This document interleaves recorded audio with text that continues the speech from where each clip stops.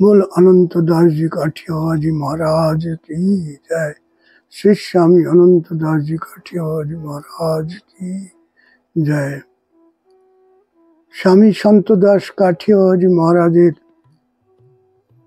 সূচি অনুসারে আমরা পাই তার ৪২ জন সাধু শিষ্য হয়েছিলেন। তাদের মধ্যে অনন্ত দাস কাঠিয়াবাড় মহারাজ, শ্রী অনন্ত দাস জি কাঠিয়াবাড় মহারাজ স্বামী সন্ত দাস কাঠিয়াবাড় মহারাজের প্রথম সাধু শিষ্য ছিলেন। সেই স্বামী সন্ত দাস কাঠিয়াবাড়ির কৃপা প্রাপ্ত স্বামী অনন্ত দাসজির জন্ম পূর্ব পাকিস্তান, বর্তমান বাংলাদেশের ফরিদপুরের অন্তর্গত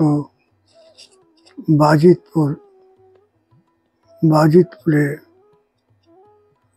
তার জন্ম হয়, যেখানে আমাদের পুত পবিত্র মহাত্মা সাধক শ্রী বন্ধু সুন্দরজি তপস্যা করতেন এবং স্বামী প্রণবানন্দজি মহারাজের জন্মস্থান।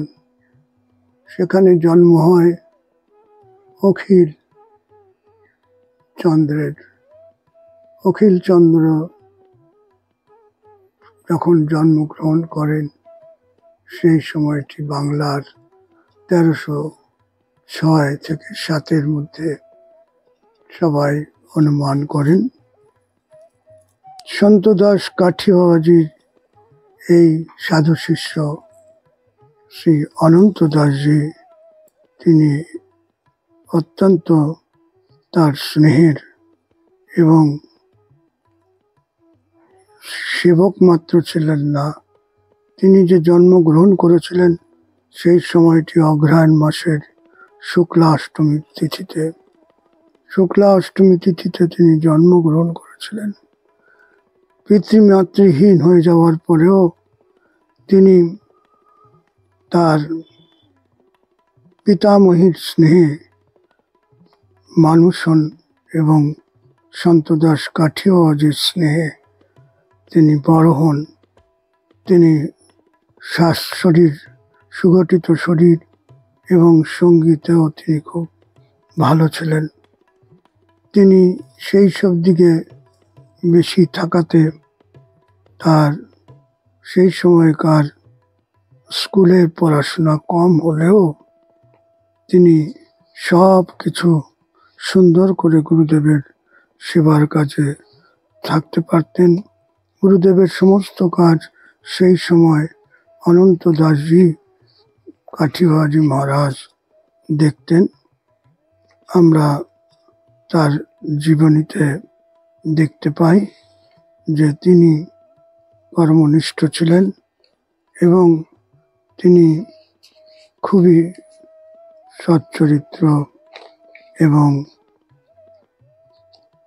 তার যে কাজের ক্ষিপ্রতা, কর্মনিষ্ঠা খুবই ছিল তার। সেই কর্মনিষ্ঠা এবং ক্ষিপ্রতা আমরা তার মধ্যে দেখতে পাই। তিনি অনন্ত দাসজি, তিনি শেষ সময়টি বাবাজি মহারাজের সাথে বিভিন্ন জায়গায় ভ্রমণে যান। তার মধ্যে তার জীবনের তীর্থ ভ্রমণের বর্ণনে আমরা পাই। তিনি যখন গুজরাতে কচ্ছ ভুজে নারায়ণ সরোবরের দিকে যাত্রা করেন, শ্রী গুরুদেব সন্ত দাস কাঠিয়াবাড়িও তার সঙ্গে ছিলেন। সেই সময় সন্ত দাস কাঠিয়াবাড়িকে এই মরুভূমির মধ্যে অনন্ত দাসজি তিনি তার পিঠে নিয়ে যাত্রা করেন। গুরুদেব তাকে বলেছিলেন যে তুমি যেমন তোমার পিঠে আমাকে নিয়ে যাচ্ছ, সেইরূপ তুমিও এই দুর্গম পথ গুরু কৃপায় ঠিক করে সেইভাবেই পার হয়ে যাবে। এই অবস্থা আরেকবার এসেছিল কোনো এক তীর্থ ভ্রমণে। একটি নদী এসেছিল, ওই নদী পার করবার সময়ও গুরুদেবকে তিনি কাঁধে নিয়ে পার হয়ে গেছিলেন। বলেছিলেন তখন সন্ত দাসজি, তুমি যেমন আমাকে নদীতে নিজের কাঁধে নিয়ে পার করে দিলে, ঠিক সেই রূপ তুমিও এই সংসার সাগর অতি অনায়াসে পার হয়ে যাবে। এইরূপ আশীর্বাদ বাণী গুরু সেবার মাধ্যমে অনন্ত দাসজি আদায় করেছিলেন। অনন্ত দাসজি যখন উত্তরাখণ্ড যাত্রা করতে করতে মানস সরোবর ইত্যাদিও যাত্রা করেছিলেন, এই যাত্রা করার পরে ফিরে আসেন। সেই সময় শিবপুর আশ্রমে আসার পরে সন্ত দাস কাঠিয়াবাজির অসুস্থতা এবং তার বৃন্দাবনে যাত্রা, ওনার দেহান্তের কয়েকদিন পরে তিনিও চলে যান মধুপুরে। মধুপুরে গিয়ে সেখানে ব্রজধাম, সেই ব্রজধামে তিনি নিবাস করেন। এই ব্রজধামে নিবাসকালে তার শরীর খারাপ হয় এবং শ্বাসকষ্ট হয়। এর কয়েকদিন পরেই তিনি কার্তিক মাসের শুক্লপক্ষের দ্বাদশী তিথিতে দেহ রাখেন। তিনি যে দেহ রাখেন, এই খবরটি অনন্ত স্মৃতির গ্রন্থে তার গুরু ভাই পরশুরাম দাস কাঠিয়াবাজি মহারাজের ব্যাখ্যাতেই দেখতে পাই। সেই সময় আমাদের বাবা সন্ত দাস কাঠিয়াবাজির শিষ্য ব্রজেন বাবু এবং সূর্যবাবু, এরা দুজনেই অনন্ত দাসজির সাথে এর পরিচয় করিয়ে দেয়। অনন্ত দাসজির সাথে সন্ত দাস কাঠিয়াবাজির পরিচয় করান এবং তিনি যখন বৃন্দাবন আশ্রমে গুরুর খোঁজে যান, সেই সময় গুরুদেব কেমারবনের আশ্রমে বাইরে দরজায় প্রতীক্ষা করছিলেন। অখিল চন্দ্র পৌঁছালে পরে তাকে প্রথমে দীক্ষা এবং পরবর্তীকালে তাকে সন্ন্যাস দীক্ষাও দিয়ে, বৈরাগ্য দীক্ষা দিয়ে তার নাম রাখেন অনন্ত দাসজি। তিনি উত্তরাখণ্ডের অনন্ত স্মৃতি বলে একটি তপস্থলী, গুফা, যেখানে বসে তিনি তপস্যা করতেন বহুদিন মৌন থেকে এবং অন্যান্য উপায়ে তিনি ফলাহার ইত্যাদি করে তপস্যা করেছিলেন। সেই তপস্বী মূর্তিকে বহুবার সন্ত দাসজি চেষ্টা করেছিলেন তিনি তাকে বিশেষ পদ দান করবেন, কিন্তু তিনি সেই সব বিষয়ে অনীহা প্রকাশ করতেন এবং তিনি সাধনায় তার অন্তিম সময় ব্যতীত করেন। আর তিনি দেহ রাখার পরে সেই টেলিগ্রাম শিবপুর আশ্রমে যখন পাঠানো হয় এবং দেহ আস্তে আস্তে একটু সময় হয়, দেহ আসবার পরে তাকে যখন দাহ সংস্কার করতে নিয়ে যাওয়া হয়, সেই সময় তুমুল বর্ষা ছিল, তার মধ্যেও সুন্দর করে সেই অনুষ্ঠানটি দাহ সংস্কার হয় এবং তার কথা আজও আমরা বিভিন্নভাবে স্মরণ করে থাকি। সেই দিনটি হচ্ছে কার্তিক শুক্লা দ্বাদশী। অখিলচন্দ্র চক্রবর্তী, যার নাম পরবর্তীকালে বৈরাগ্য নেবার পরে অনন্ত দাসজি হয়েছিল, সেই অখিলচন্দ্র চক্রবর্তীর দেহান্ত বর্তমান যখন তিনি অনন্ত দাসজি রূপে সাধনা করছিলেন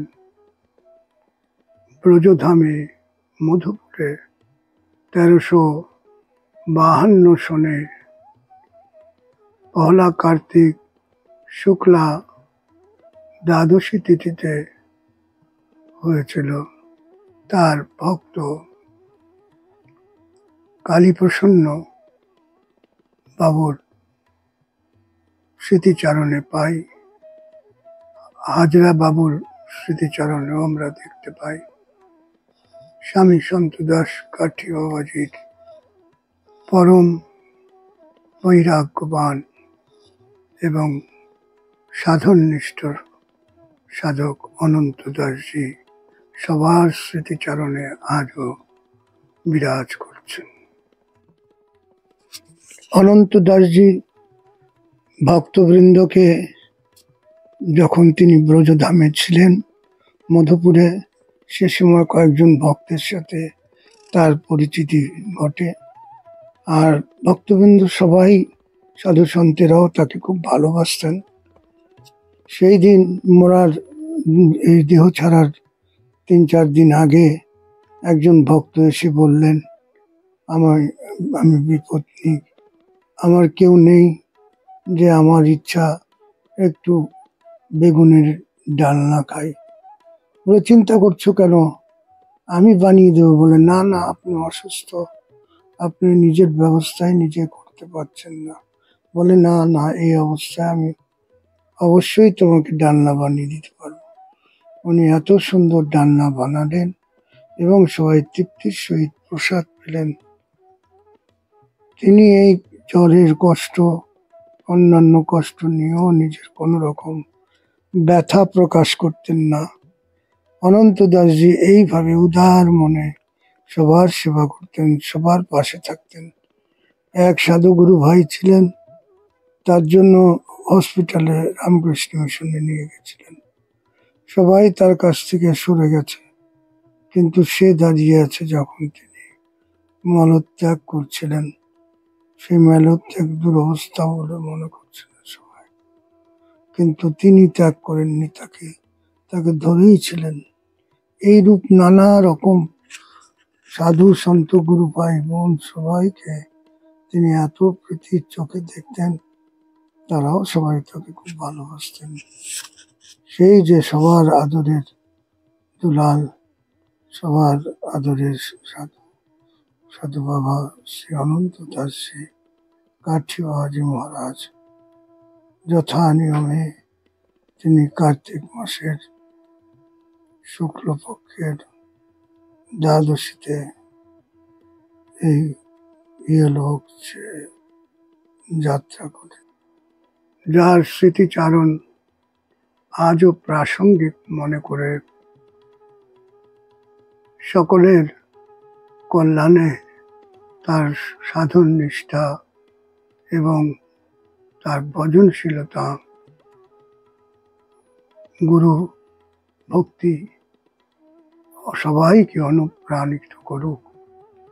তার এই তিরোভাব তিথি আমাদের কাছে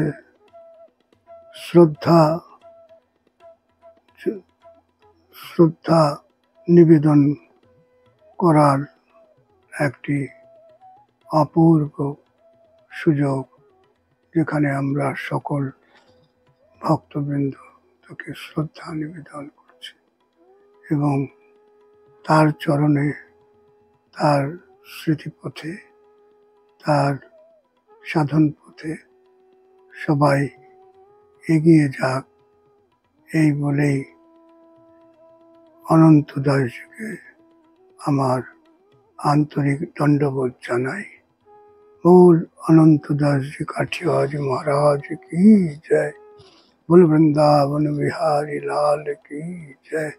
बोल स्वामी संत दास काठियावाड़ महाराज की जय।